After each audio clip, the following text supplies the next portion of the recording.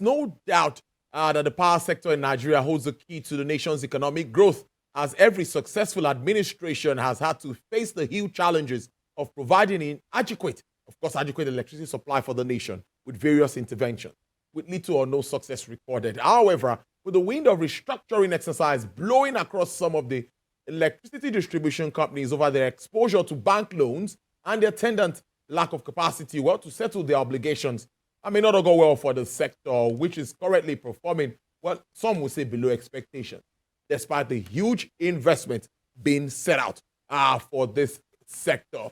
Incessant collapse of power grid. Stakeholders had loggerheads over poor performance of discos because they are the direct ones that they deal with. To give more insights into this, I introduced him earlier. He's live in our studio. He's the executive director of the Association of Nigerian Electricity Distributors, Barrister Sunday Odunto. Thank you so much. It's good to have you in the studio. Thank you very much. It's been a while. Thank you. Yes. First, when I saw the stories around the takeover, I was worried. But you are here now. What is happening with regards to liquidity? You are the disco people. What is happening? We are closest to the consumers. Thank you very much. Let me first of all say that the so-called restructuring or the takeover did not follow due process. And again, that is the fear we have about Nigeria. Some people will just sit down somewhere and then do things with total disregard for the rule of law. And I'll give you the background to all of this. But let me say that so-called restructuring is inconsistent with the failure of government to meet their own obligation. And I'll go back, way back to 2013 when the privatization occurred. First, I will say that the basis of privatization itself was flawed right from the beginning because the investors were shortchanged due to insufficient data. And government made some commitments right from the beginning. Everything that the government promised to do, they did not do from November 2013. I'll give a few examples. Government promised us that the discos books were going to be debt-free. That didn't happen. The discos had to carry forward the legacy debts that they had nothing to do with. That's one of them. The government also promised that the MDA debt will be paid, ministries, departments, and agencies. That has not been paid to date. All the promises made, none was fulfilled. So we continue to supply power to these MDAs without getting money from them. Not only that, cost-effective tariff was very fundamental in a system like this. But again, that did not happen. And of course, records are there. I've been on this program before. We had a long period of regulatory inconsistencies, and I'll give you examples. For 3 years, minor reviews were not implemented. Again, collection losses were removed from the tariff at a point. And of course, the original baseline studies, when the investors came on board and then a lot of things that were supposed to be done were not done, the federal government said, okay, let's carry out a baseline studies and then that will be implemented to make the discos whole. From the beginning, they didn't do it. That was not implemented. The foreign exchange that has always been used till date to compute the tariff, those foreign exchange are not reflective of our reality.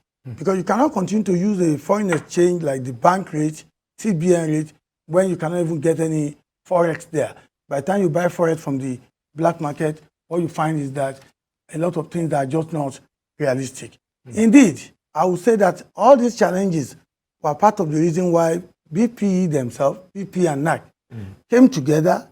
They agreed to 2 years of mutual non-performance. That's an admission of the fact that things that we were supposed to do were not done. So 2017 and 2018 were regarded as 2 years of mutual non-performance. Then thereafter, the discos were not in control of their cash collection. The CBN, the federal government through the CBN, put in place what they call a waterfall arrangement. But that waterfall arrangement put the disco at the bottom. What that means is that they will pay all other market participants before the discos. What that means is that the discos were not even able to meet their operational and capital expenses. And that is the reason why you see that communities are still contributing money to fix their own transformer. communities are still buying poles and all those things. People need to understand that this is because of the sort of inconsistencies and policy somersault from the federal government. So all these things were the background to the issue that occurred a few weeks ago when there was a so-called takeover. I'll give you a few examples. One of the discos, BEDC, went to court, got a court order that was regarded by the federal government. And that's an example of the kind of impunity that we have. This affects investors' confidence when you do things like this. Exactly. You see, I will even take you back to 2013, when the privatization was going to happen. The federal government went all over the world. There was no intention to sell to local investors.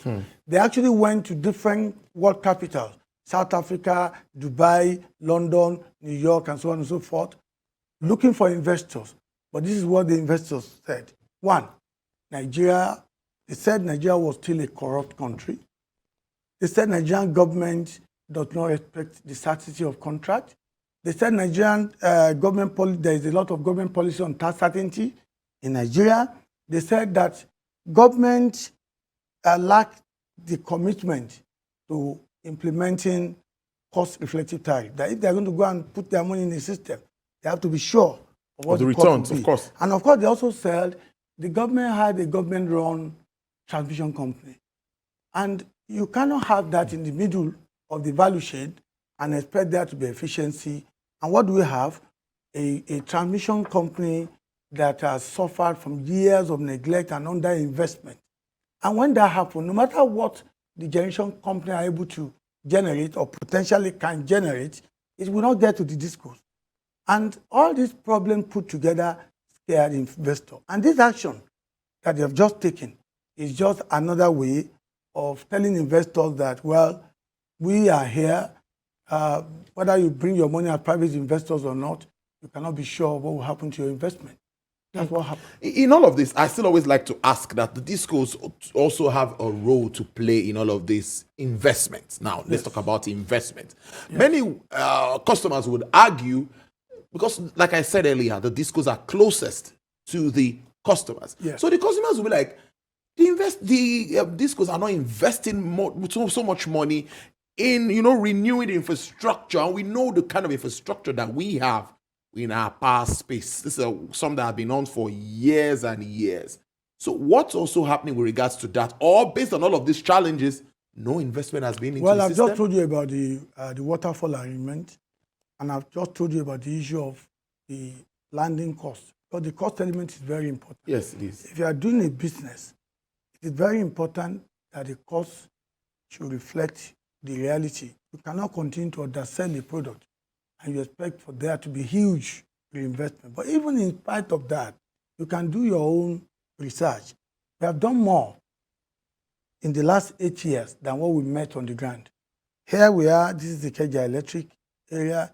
A lot has been done in the network, in terms of network expansion, in terms of network renewal, but we have not done enough because the situation within which we are operating is so bad. I've just mentioned to you that at the end of the day, with the kind of agreement that they made, if I'm selling a product, if I'm buying a product, say on credit, and I'm selling to other buyers, and if I buy something worth of 100,000 naira, all I could collect is 40,000 naira, and the person selling to me expects me to return back 100,000. Now, with the kind of situation that we find ourselves, it becomes more and more impossible.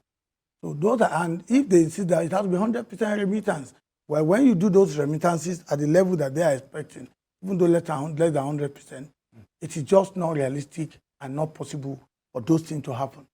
We need to deploy more technology. We need to be able to ensure that every single household in Nigeria is metered. The federal government made an effort to deploy meters. Of course, you can ask questions whether those meters are available. We started with the MAP scheme. Yes, MAP is still live. MAP.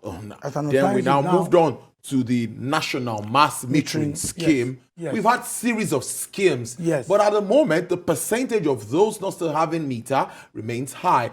That would definitely affect efficiency of collection. That's Clearly, correct. So correct. are the discos looking at this to come in one way? We are looking at it. We are in a heavily regulated industry. That's why I'm talking about policy somersault. When we came on board in 2013, we had a different arrangement that they gave us. The regulator gave us a complete different arrangement for metering. Yes. Soon after, another arrangement came. After that, MAP. The fourth one is the National Mass Metering Program. It started that. Efforts were made to bridge the metering gap. They did some, but the truth is that what we have available is not enough for the number of people that require meter. And for us as an industry, we want our customers to be metered. Yes. Because meter is an instrument of measurement. If you are metered, and we've done lots of studies that show that people that are metered manage energy more. Yes. And those that are metered, we have what we call revenue assurance. We'll be sure that we can collect our money. And of course, we also know that Nigerians with prepaid meters also bypass meters a lot. Up to 40% of prepaid meters are bypassed. That's another matter. That's energy theft. But even at that, what we're saying is that there are three groups that have a role to play if Nigeria want to have electricity. Number one is government, including their policies and the way they do things, and they also should have this attitude of paying their bills. You cannot have military cantonments that are not paying, and you expect there to be light in the country. Number two, are we the operators? We need to do a lot more. Talk is cheap. We have to really do what we need to do. And number three, me and you, Nigerians.